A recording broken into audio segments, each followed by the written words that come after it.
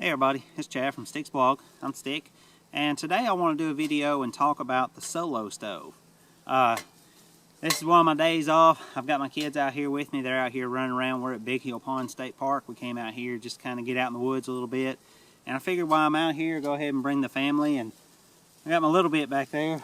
She don't know what to do, but anyway, I figured I'd go ahead and bring my stove and talk about it. About 3.5 months ago, or 3 months, somewhere around there, Jeff from Solo Stove sent me an email and asked me if I would be interested in checking out one of his Solo stoves. There goes a little bit. Anyway, he sent me an email, asked if I'd be interested in checking out one, and I said sure. The Solo Stove is a wood-burning stove, and that's something that I don't have a whole lot of experience with. As most of you that keep up with me, my blogs or videos, may know, I do enjoy tinkering around with stoves and stuff like that. So when he asked me, I said, yeah, really, I'd be interested in checking that out. It is a wood-burning stove. The only other wood-burner stove that I have I have a whole lot to do with, or much, if any, is my Caldera Cone, my Sidewinder Caldera Cone. I've used it a couple of times with wood burner, and I enjoy it.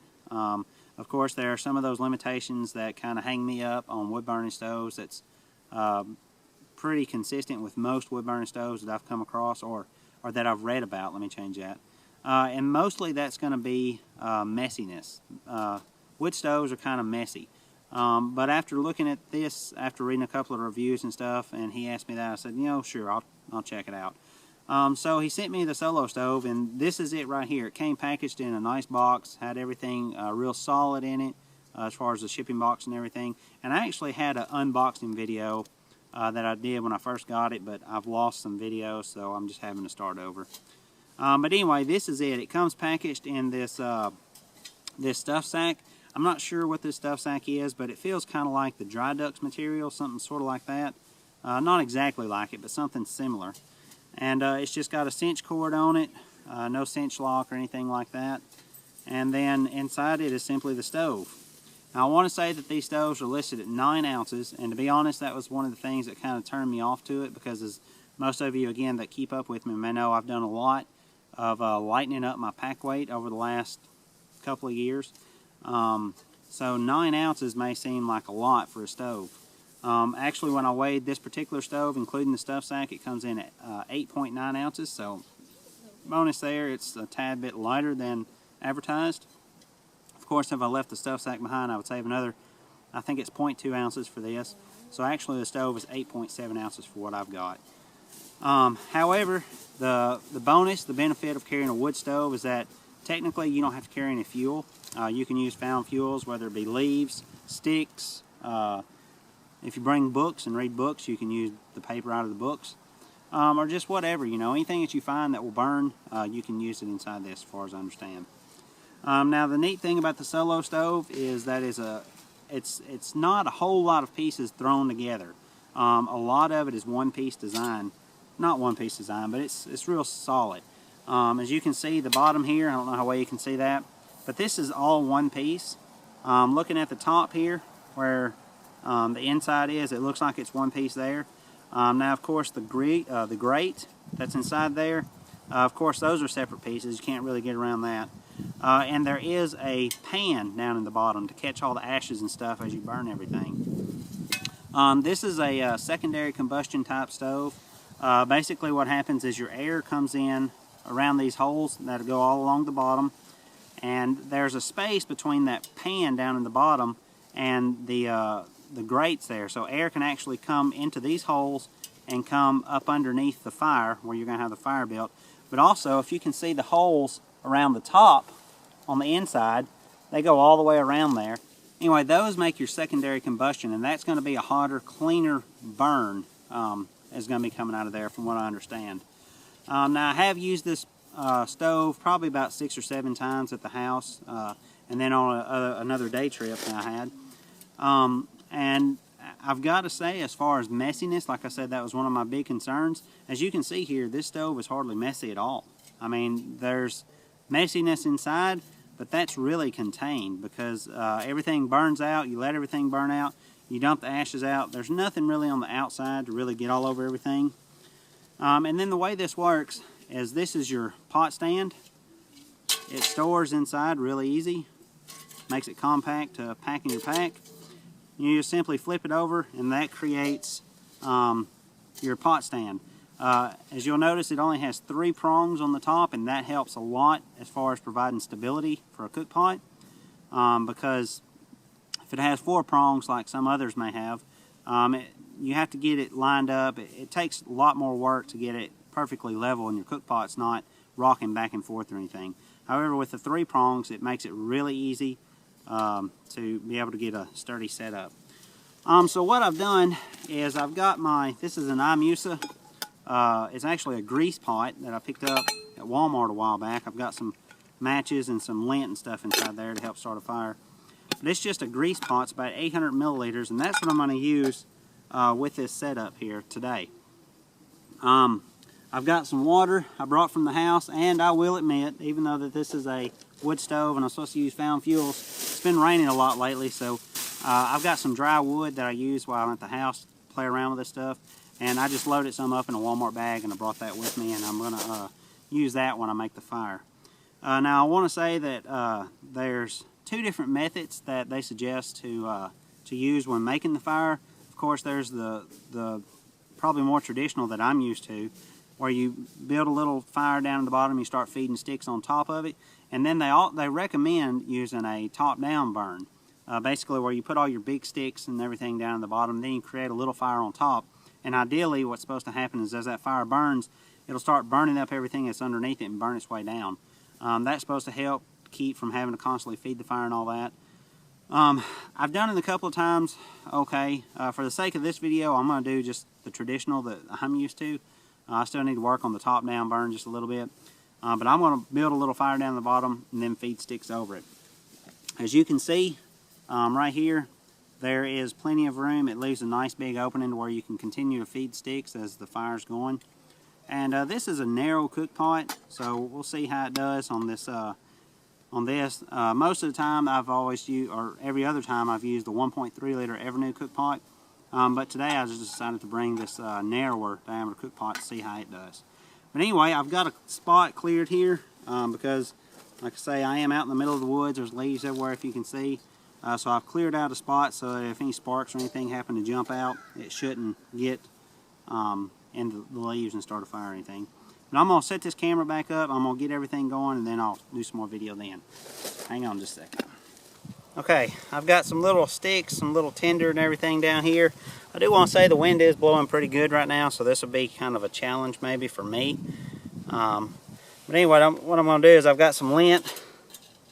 Just going to put some lint down in there. That's probably more than I need, but I've also got these are just some do-it-yourself fire starters. Just kind of I'll stick 2 of those in there, just kind of make sure I got a fire going. And I've got some matches here. So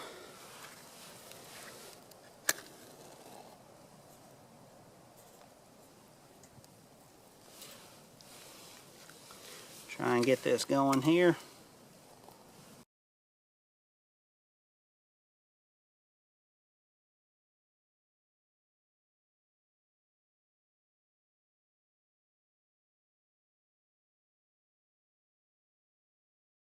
That's what I have so far.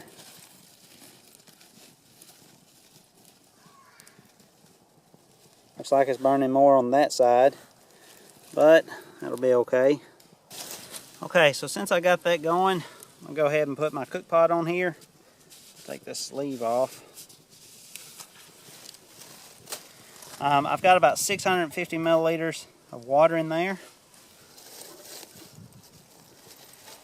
And I'm going to see how that does. So I'm going to keep playing with it for a little while, and I'll come back to you in just a little bit.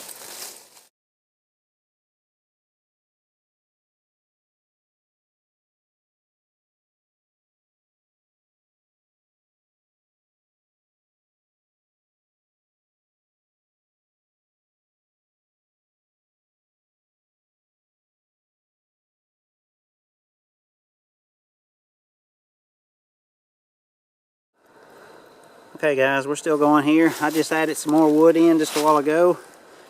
So I've probably filled the chamber twice. Now to be fair, that was some super dry wood. So it's probably burning up fast. It's actually pecan. It's from a pecan tree. Uh-oh. Got some horsey riders back there.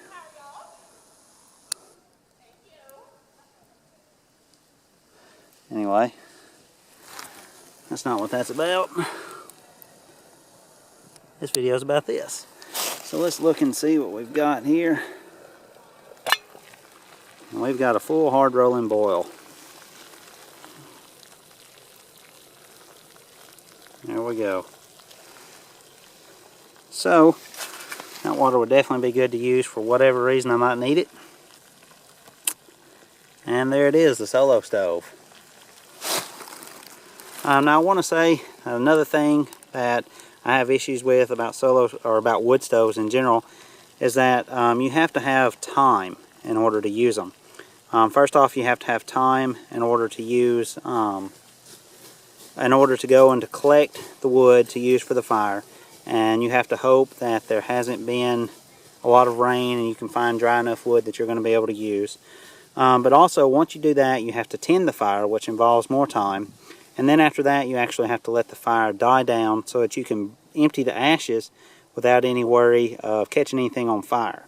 So all in all, there's a lot of time involved with using these stoves. So what I'm going to do now, I've just got a piece of carbon felt here. I'm going to use that to take the pot off. And I'm not going to be using this water, so I'm going to go ahead and dump it. If I can do that without burning myself.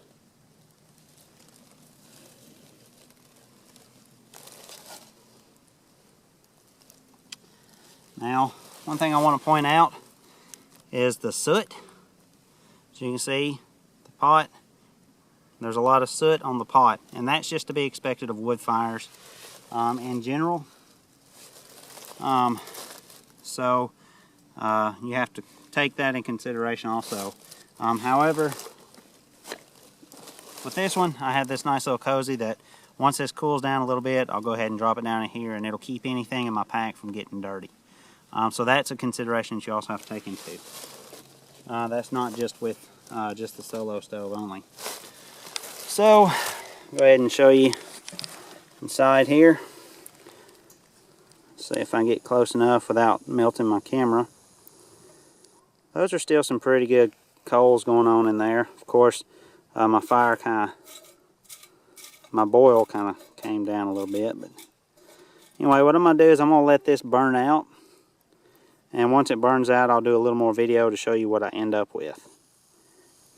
Okay guys, it's probably been about 8 minutes, 9 at the most, since I turned it off. And you can see what we have here. I've kind of knocked it around and knocked most of the ashes down into the pan. As you can see, I was talking about that pan that's down in there. It catches all the ashes. It doesn't actually go down into the bottom. If that'll focus. You can see it doesn't actually go down to the bottom. You can see that there's a pan there that it all catches in. So there's no chance, unless you just use this thing so much that it flows over that pan down at the bottom, there's no chance that you're really going to get messy. As you can tell, as far as the outsides of this, I mean, it's all in good shape. Look at that Solo Stove.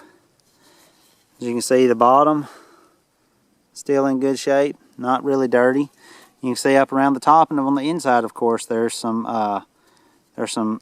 ashes and soot and stuff like that. And then the ring, you can see there's some up underneath there. Of course, you can see it all in there. But of course, that's not too bad either. Now, as you can tell, I can hold this in my hand pretty well. Most of the stuff is burned up pretty good. So what I'm going to do is I'm going to pour ashes out here on the ground, and then I've got a little bit of water left. I'm going to pour the water over it to make sure everything's out properly. So as I said, there's everything. I can still feel a little bit of heat coming over the top of this. It's not a whole lot. So I'm going to go ahead and dump everything.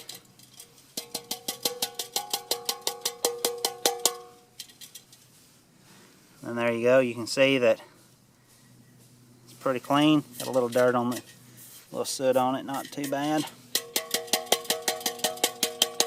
Make sure I knock everything out. Go ahead and take the hot stand, flip upside down. See, everything's still pretty contained. And then just to make it even better, go ahead and dump it in the stuff sack. And there it is. I did get a little bit of dirt on my fingers playing with it the whole time. You know, a little bit's going to be expected. So now, got this. Just going to slowly pour it over the ashes. Make sure everything's out. There's a little bit of steam coming up. Of course, if I would have had more time, I could have let it all sit here and completely burn out. I think that's pretty good right there. And that's it. Okay guys, so that's the Solo stove. Like I said, I've used it a few times. That's probably about the 8th or 9th time I've used it. I gotta say, as far as cleanliness and stuff, I really rate this stove high, just because it doesn't really make much of a mess. But of course, there are considerations with any wood stove that I mentioned, as far as gathering wood, taking the time to tend it, letting it burn out, and then of course stuff like soot on your cook pot and stuff like that. However, as you notice, my cook pot is inside a cozy there, and that's all perfectly clean, so it wouldn't get anything inside my pack dirty. But that goes for any wood burning stove, not just the Solo stove. All in all, I gotta admit, I do like the Solo stove. Now there's the question of me taking it backpacking. Like I mentioned at the beginning of the video, as most of you that have kept up with my blog or videos know, I've went through a lot of measures to cut a lot of weight out of my pack. 8.9 ounces. I'm not going to say it's something I wouldn't take backpacking, but on a majority of my trips, to where I'm looking at all the weights and everything of everything, chances are this is not going to make it into my pack. However, there would be some times where if I'm just going out for a leisurely hike, you know, going to be hiking short miles, don't mind looking for all the wood and tending a fire and all that stuff, there's a good high probability that I will put this in my pack. I would like to see this pot or this stove made out of some lighter weight materials, just to cut the weight down. At 8.9 ounces, if he could cut this thing down and get it down to about the 5 ounce mark, maybe 6 ounce, 5 ounce mark, I feel like I would be a lot more happier with this stove as a backpacker. However, I do want to say too that I'm kind of biased against wood stoves, just because all those things I mentioned, that's just stuff that is not so much my style. However, I will admit I have enjoyed using the stove, and I look forward, I'm going to continue to use it. Like I said, it just won't be on every single trip I go on. But anyway, I want to say thanks to Jeff at Solo Stove for giving me an opportunity to check out this stove. And anybody, if you're interested in checking these out, just head over to solostove.com.